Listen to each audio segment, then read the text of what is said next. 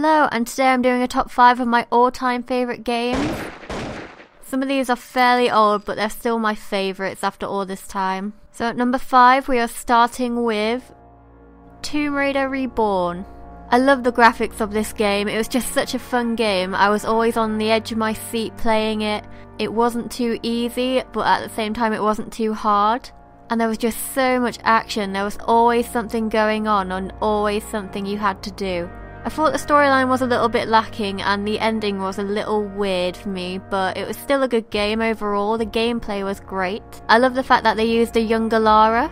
It was nice to see her developing into her new character, but I thought it was a bit rushed how at one minute she was completely scared of killing anyone and the next minute she was just murdering everyone. I liked how you could explore the whole map, and even after the game you could keep exploring to find everything you wanted to find and get 100% gameplay. The map had lots of secret areas as well, so it was really fun to explore.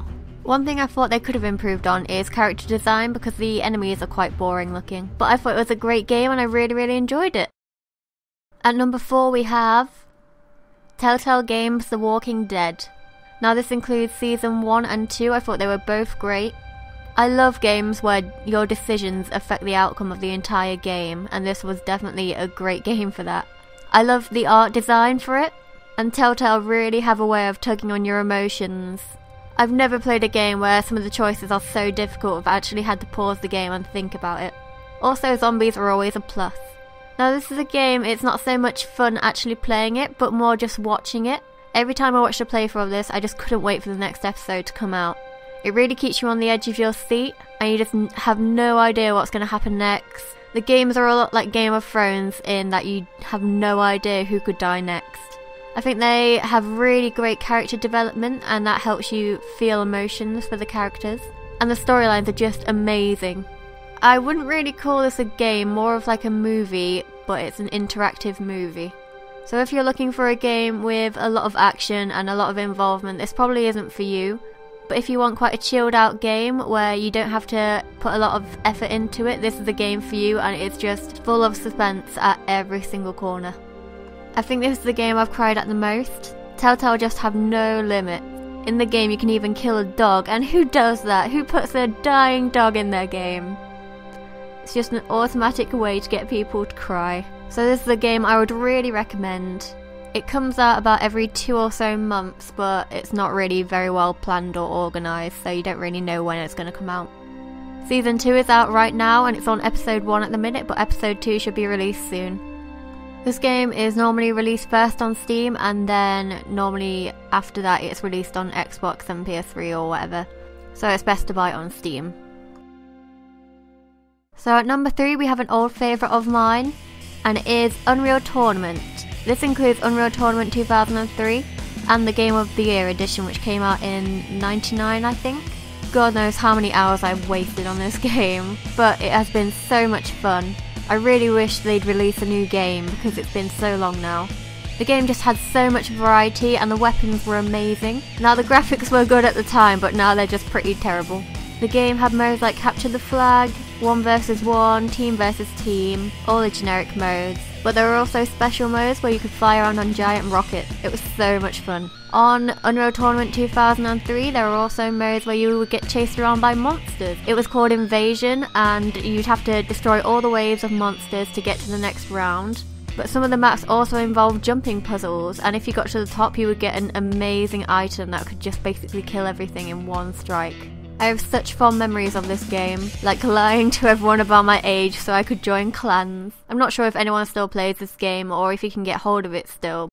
So we're getting close to number 1 now, and at number 2 we have Left 4 Dead 2. I played this game for so long, I must have redone the campaign so many times, maybe like 5 to 10 times. Although the graphics may not be great, I thought all the special zombie designs were absolutely amazing. They actually put time into designing the zombies instead of repeating the same design over and over again. The maps are really well thought out, so there were perfect spots where you could just get completely owned by the special zombies. It's such a fun team game to play.